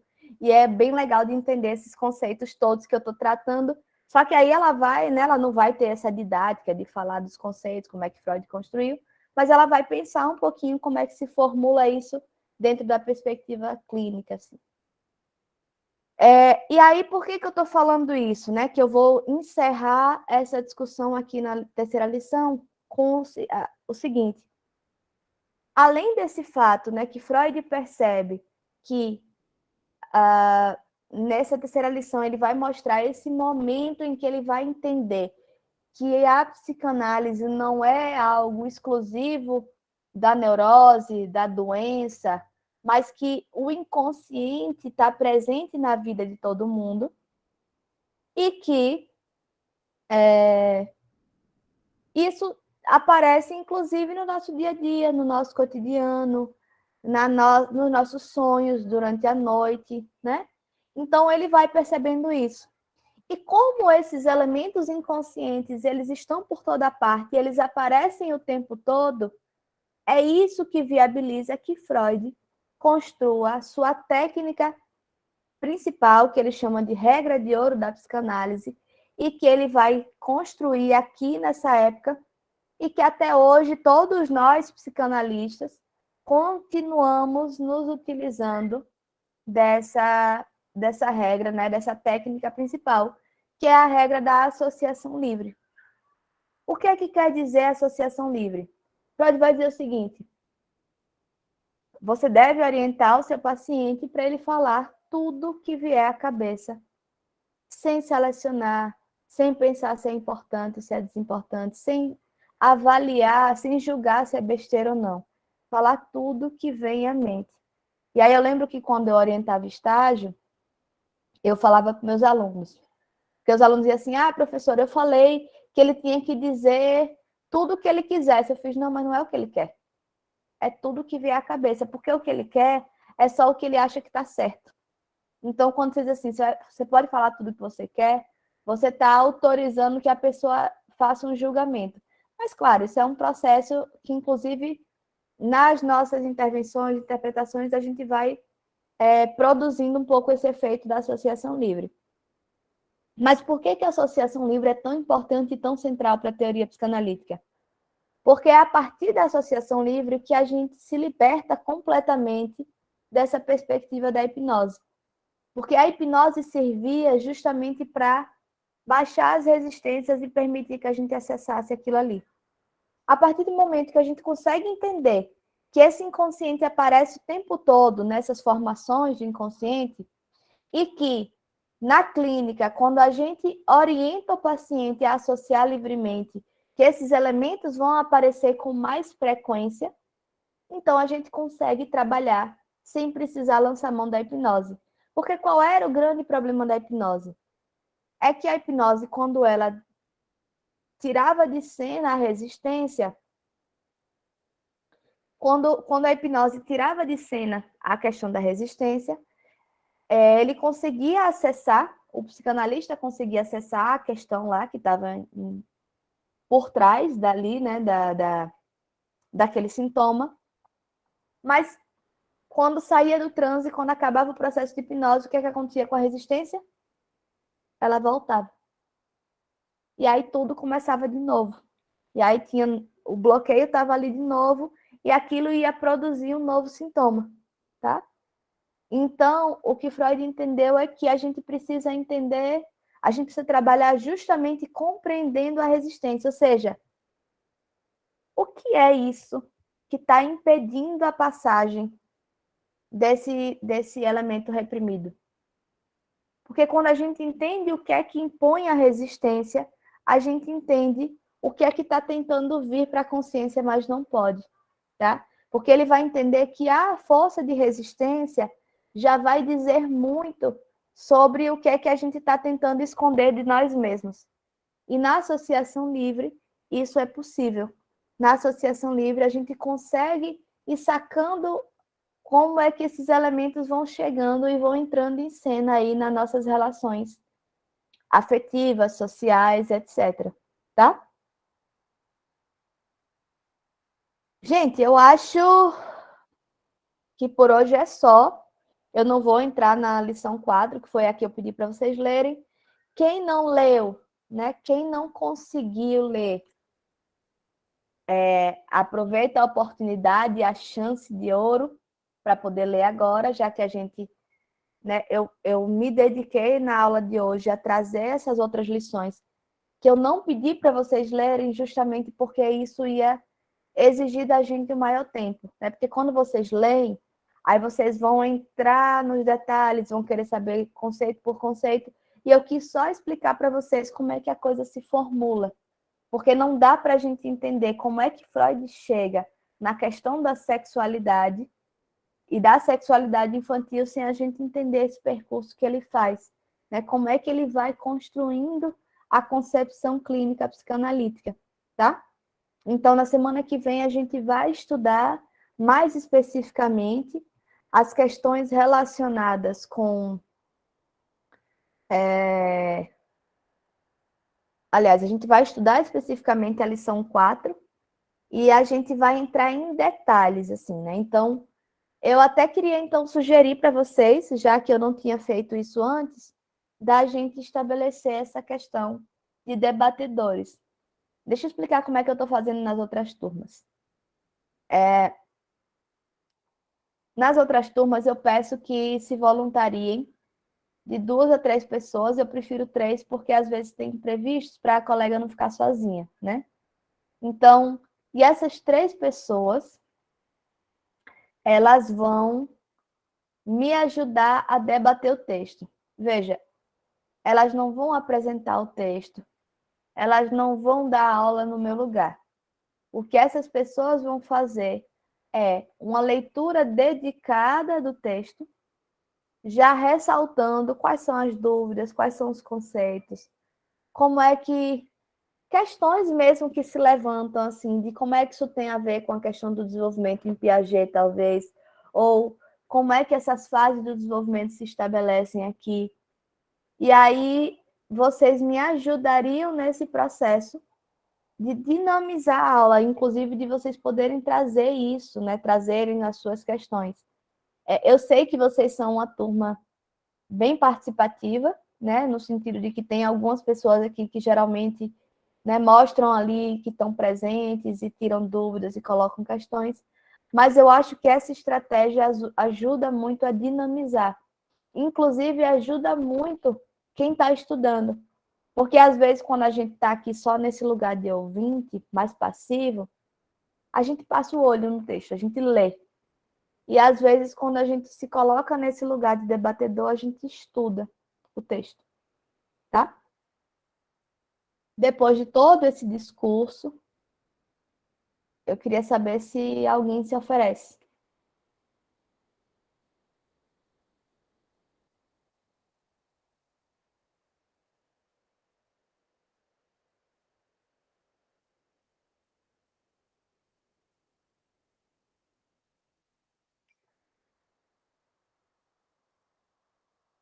Ninguém, gente. Professora, eu não entendi direito, cortou o final para mim. Você pediu para 3 pessoas, não é isso? Isso. E possam me ajudar a debater o texto. Não é para dar aula, não é para apresentar o texto, é para levantar questões e ajudar a dinamizar esse debate.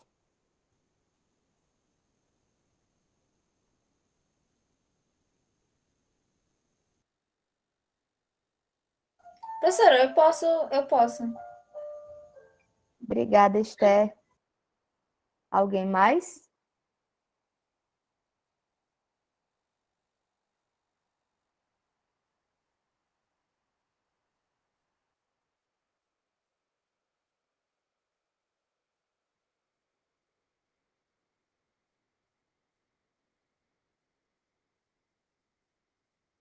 Povo, vocês que já participam, é só para ajudar a dinamizar o processo.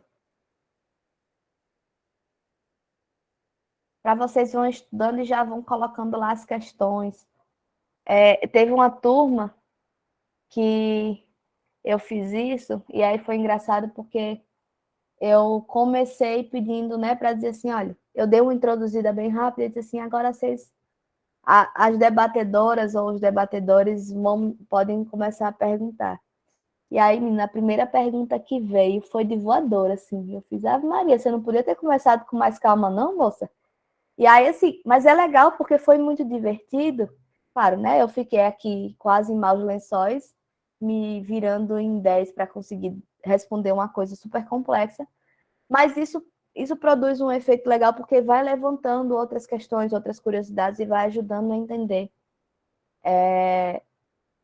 Essa teoria, especificamente, eu acho que como a lição 4 é uma lição que vai ter relação com o que a gente estudou, eu, inclusive, recomendo que vocês façam já essa leitura pensando assim, no que vocês já entenderam sobre Piaget, sobre essas fases, né? Como é que isso se constitui aí, né? Como é que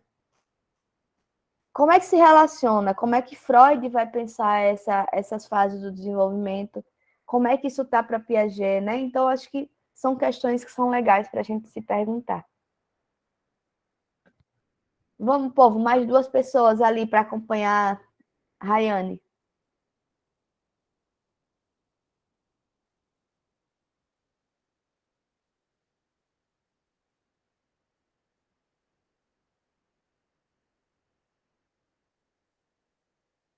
Esse povo que participou hoje, que estava aqui super me ajudando, Fabrício, Joseilda, Yasmine, ninguém?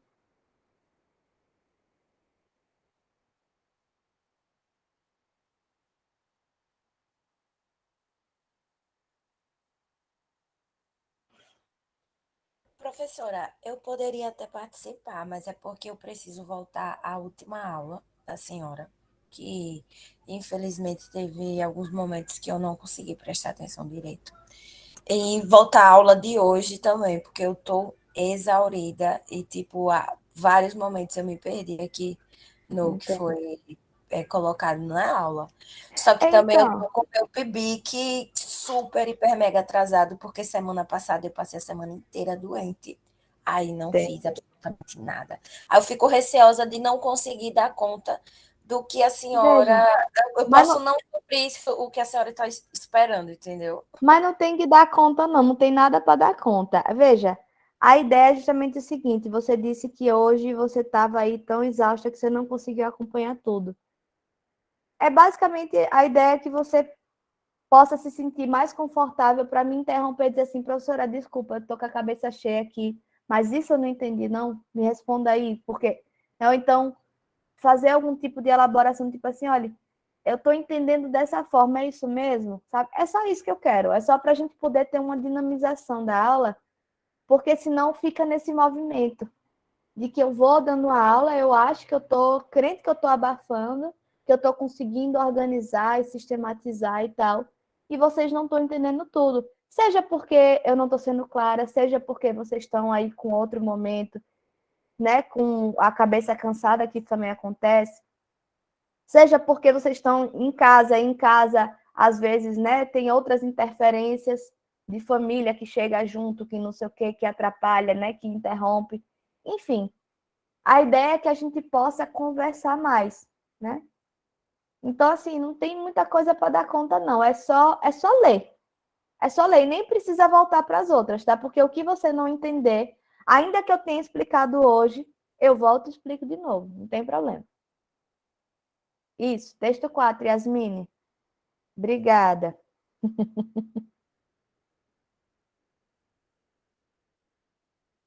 E quem mais e quem mais? Vai ser só elas duas mesmo? Gente, a turma tá cheia, não é possível. Vocês estão com medo. Mas aí também no dia da aula a galera pode se manifestar à vontade, né? Claro, claro, claro, claro. É só para a Claro, com galera ficar certeza. ciente de que pode se manifestar à vontade também. Com certeza. Isso sempre, sempre vai poder. Eu vivo incentivando isso aqui. Mesmo agora que a gente está um pouco mais corrido, porque a gente já está no finalzinho do semestre, eu ainda acho importante, porque melhor que a gente consiga fazer uma discussão mais aprofundada com vocês, né? Fazendo essa interlocução, inclusive me dando essa dimensão do que é que não está ficando claro, do que a gente passar por tudo e daqui a 2 anos vocês dizerem assim: eita, eu fiz psicologia, introdução à psicologia de desenvolvimento, mas não lembro nada. Não lembro uma palavra que a professora falou. Tá? Enfim. Gente, então tá bom, né? Já que vocês estão aí com esse receio, eu vou agradecer às duas meninas que se colocaram. Não se preocupem, não tem nada para ser dado conta. É muito mais o que vocês já fazem no dia a dia, por isso que eu acabei perguntando para as pessoas que estavam aparecendo aqui. É muito mais nesse sentido, fazer o que vocês já fazem, só que talvez de uma maneira mais sistemática, porque vocês já vão estudar o texto, né? Já vão ler o texto, pensando aí quais são as possibilidades de pergunta, de dúvida, né? O que é que não ficou tão claro, que aí a gente consegue trabalhar isso, tá bom? Beleza, gente. Muito obrigada pela atenção de vocês, pela participação e até semana que vem, então.